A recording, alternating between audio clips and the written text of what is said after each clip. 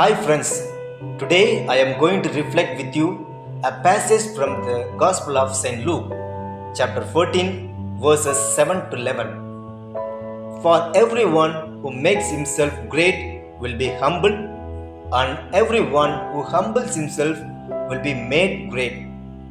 These words resound the words of Hannah in the Old Testament, the mother of Prophet Samuel, who praises God for the reversal of fortunes. The bows of the mighty are broken, while the tottering gird on strength. The well-fed hire themselves out for a bread, while the hungry batten spoil. 1 Samuel chapter 2 verses 4 to 5. In her praise of God, Hannah already anticipates the Magnificat, Our Lady's hymn of praise, in the Gospel of Luke chapter 1 verses 46 to 55. Dear brothers in Jesus Christ, the Gospel of today, Jesus, after observing the behavior of the guests in the public function, he gave some practical tips on social behavior and etiquette. I suppose we have attended many public functions like birthday gatherings, weddings, and some social and religious gatherings. The usual tendency of many people in any society is to project themselves well. We see both men and women attending big parties usually wear the best clothes, best ornaments, heavy makeup, and project the maximum pretension. This is to show how good looking they are and feel great among them. But in the Gospel, Jesus tells us to be humble when we take the seats in common gatherings. The implications are that one should avoid giving too much importance to self-importance. The decline of value affected both religious life as well as social life. We as religious should be the watchdogs of morality.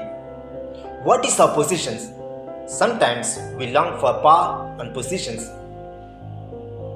But Jesus expects from us a humble service rather than power and positions.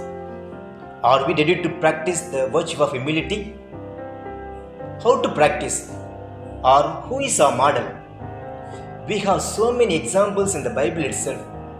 First, the Gospel of Luke, chapter 18, verses 7 to 11, we read the parable of Pharisee and the tax collector who go to the temple to pray.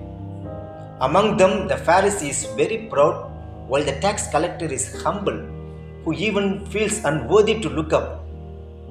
Second, the Gospel of Matthew, chapter 15, verses 21 to 28, we find the faith of the Canaanite woman.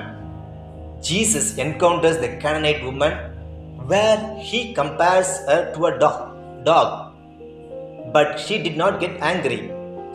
This shows her humility. Thirdly, our Blessed Mother, who is very humble even though she had the privilege to be the mother of Jesus. Finally, our Lord Himself says in the Gospel of Matthew, chapter 11, verses 29, "Take my yoke upon you and learn from me, for I am gentle and humble in heart, for you will find rest for your souls." As dear brothers, sometimes God sends adversities to make us humble. Sometimes God sends difficult moments to make us humble. He makes us humble.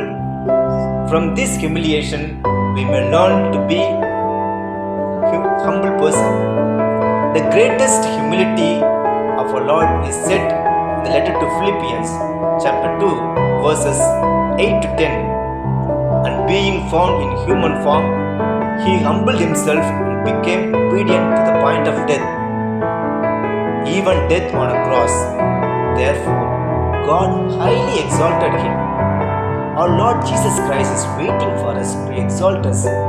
Do we really ready to humble ourselves? Dear brothers, everyone wants to push ourselves to the top and to gain the maximum advantage in the life. But our Lord Jesus Christ exhorts everyone to be humble so that we will be exalted. Let us introspect ourselves and ask a question: am I humble or proud in my daily activity of life? As we partake in this Eucharist, let us ask this grace to be humble in our life. May God bless us all. Thank you.